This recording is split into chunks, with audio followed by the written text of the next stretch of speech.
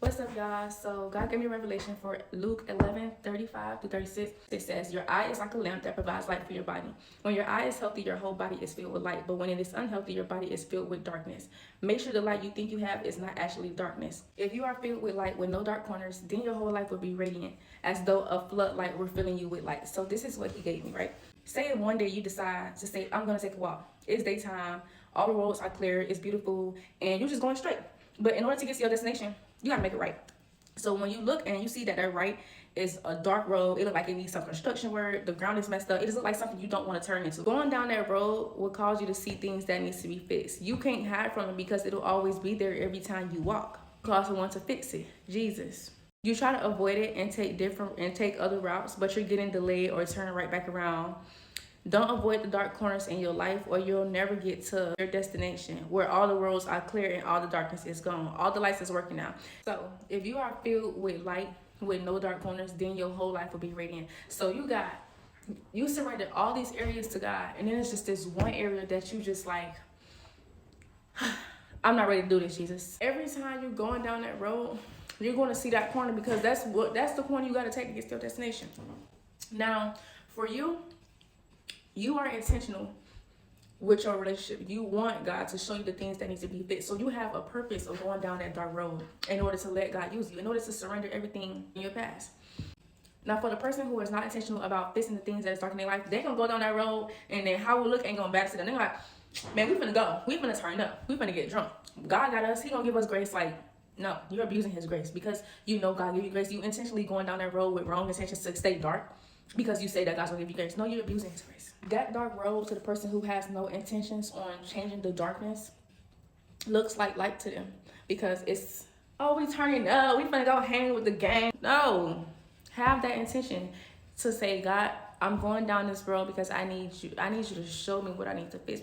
For the person that's going down the dark road with a purpose, there's a light at the end of the tunnel for them, because they have a purpose of going down that dark road.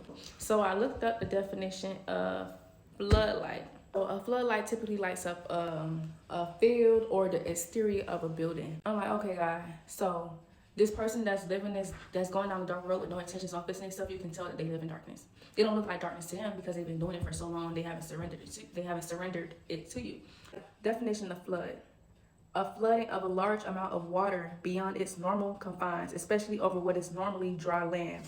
That dry land is that part that you did not surrender. So God is like constantly trying to flood you with this light, constantly trying to shine light on the dark areas and show you like, hey, my child, like, surrender this part to me. God was showing me this word inundate for like a month or two, and it means to overwhelm with things or people to be dealt with.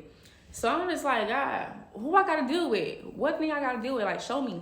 You can't ignore the dark corners.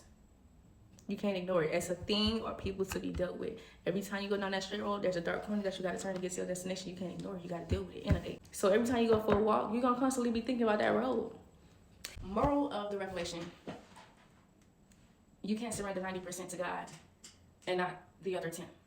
You can't go down that road knowing you got to make it right and constantly try to go different routes, because you're delaying yourself, because you're not trying to surrender that darkness to him. Your eye is like a lamp that provides light for your body. Whatever you're watching, whatever you're listening to, whatever you're feeding yourself is what your body is going to become. It's how you're going to live.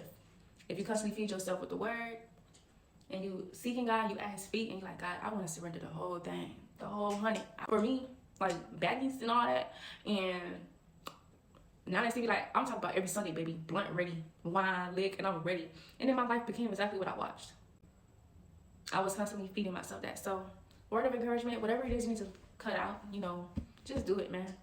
You can't ignore it, because it's going to constantly bother you unless you don't have the intentions on surrendering to him. And you're just like, okay, God, we good, we cool, you feel me? You're going to give me grace. No, don't abuse his grace. Please. Have a great day.